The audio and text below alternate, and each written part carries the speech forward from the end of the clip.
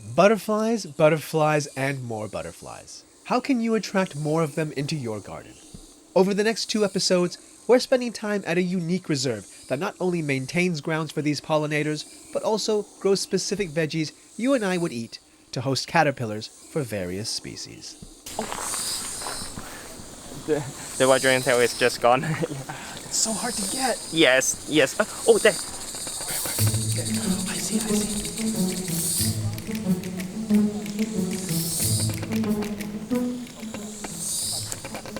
Hey folks, welcome back. So we are out here at Fengyun Butterfly Reserve in Taipo.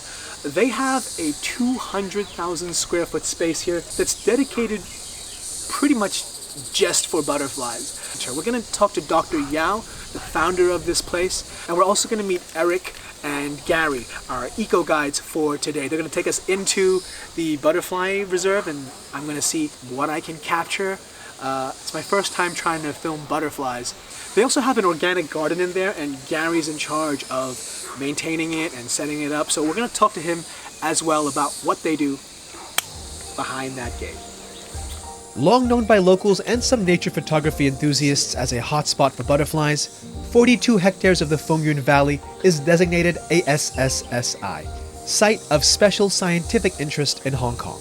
This designation can be assigned due to the flora or fauna it supports or its geological or geographical significance. So the three main points, what we are doing is conservation of butterflies, and then we engage the community and to do it together, and then we do a lot of education. With the majority of the reserve rented from indigenous villagers, working with the community has always been key. Before the reserve existed, this area also attracted butterfly collectors. We talk to the villagers and they are so generous. They only catch a few, no problem. But then we started worry about it when they start cutting leaves of the plants. So why are they cutting the leaves? Because they are taking the eggs away. So at that point, then I think that we have to do something about it. So as a group of volunteers, they started patrolling the valley when they could. And we actually met some of them. So when they saw us, they put down their nets and they pretend to be taking pictures of the butterfly. Were they convincing? No, we stand there and watch them and we call the government to deal with it.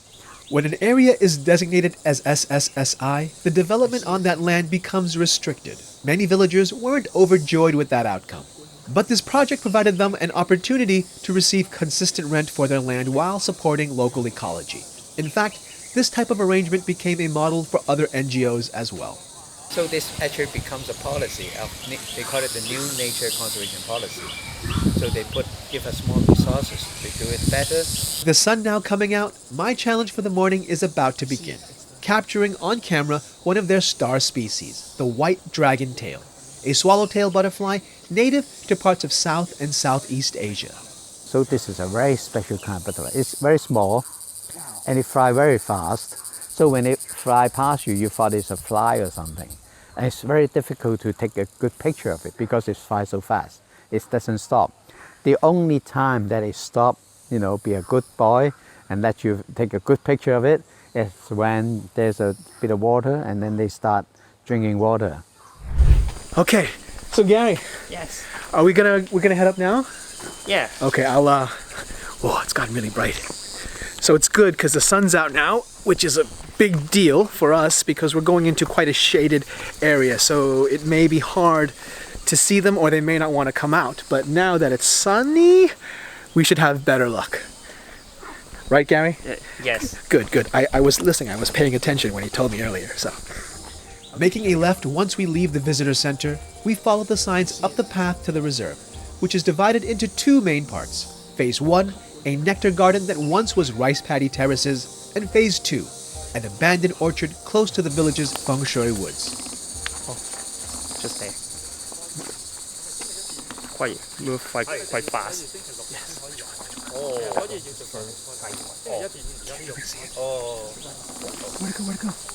Where'd it go? I see it. No, it's okay, Eric. You can stay there. I just can't see the butterfly. Where'd it go? Over there. Yes, the very tiny one. Oh, that's so fast. Yes. Okay. Very fast. Okay, I see it. This is so hard to film them. What do I help? Just in front of you. Okay, I see. As it dances around the blue porter to get at the nectar of the false heather, I realize I too am dancing, clumsily, trying to land my speedy partner in center frame. And for split seconds, here and there, we're in sync. Well, you know, when we came here, it was so difficult to see it. We have to go up the hill to look for it. But with all the conservation work that we do, now you can see it right here, even when on the roadside, when you come to Feng Yun. More than 80% of Hong Kong's butterfly species have been found at Feng Yun, so I'm hopeful there are slower species that I can capture on camera. Chocolate fancy? Yeah, chocolate pansy. Pansy, sorry.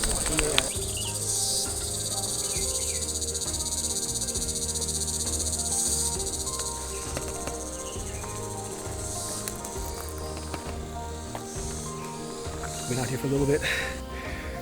Maybe about an hour and a bit overall, all told, a couple hours almost, but we'll try to get a few more. Join us next episode when we meet a near-century-old southern Chinese kumquat tree, talk to Gary about the crops they grow for butterflies, and I capture some notable, albeit atypical, spring butterfly behavior.